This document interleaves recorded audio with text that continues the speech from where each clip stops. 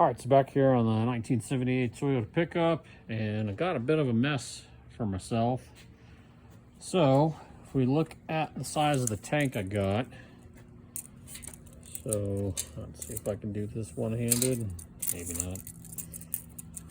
All right, so we got about 12 inches this way, and what looks to be like 9.5 that way. But in fact, if I have the height of the fittings that are going to have to go on the top, I really need to give myself probably something more like 12 inches that way as well.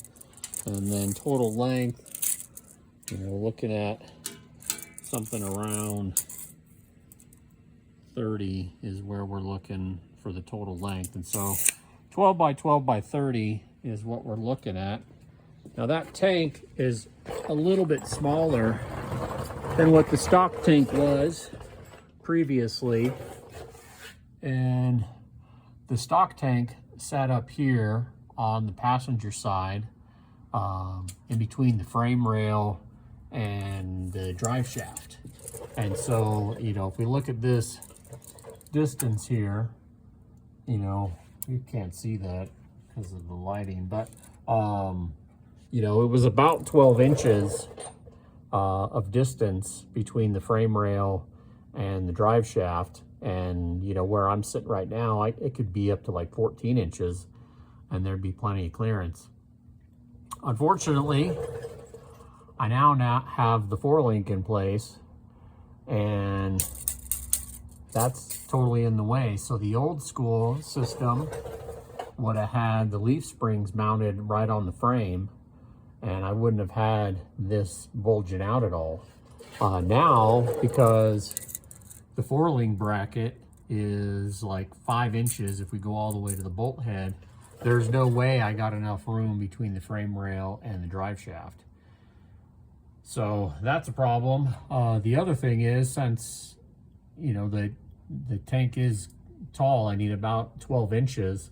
If we look at dimensions here, to the drive shaft from the top of the bed, I'm only got like 8 inches here, and I need more like 12. And so I can't mount it horizontally either, because that's gonna run into the drive shaft, and I'm at full droop right now. So this thing's sitting, hanging from the coilovers.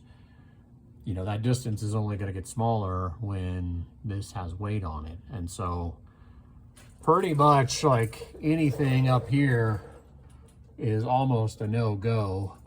The only real thing that I could potentially do would be to notch the bed just like I had notched for the new rear end. I might have to notch the bed up, and so that's a pain. Looking back behind here, so I got room from where the coilovers mount, and then I got this cross member, which is where the spare tire mounts. And so you can see the holes right there. This is where the spare tire is. Well, the spare tire, that's 24 inches.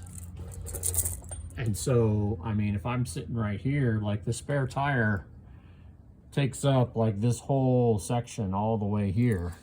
And so, I don't really have any room to mount it on that side. And then the other thing is, again, if I look at the distance from the bed down to where the bottom of the pumpkin is, I got like 14.5 here.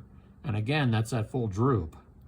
And so if I need to be making up about a foot for the size of the tank coming down from the bed, I might be, if I mounted it way back out here off of the edge of the bumper, basically, I might be having a tank that's lower than the pumpkin, meaning that if I went over a speed bump or something and cleared the pumpkin, then I might be bashing the tank into something, which will be obviously a disaster. So now I'm basically looking at reconfiguring something over here or notching the bed up front in order to get a tank in. So quite the bummer. I mean, I'm glad I got the 4-link in, but holy crap, where the hell am I going to put a tank on this thing? So that's the problem of the day.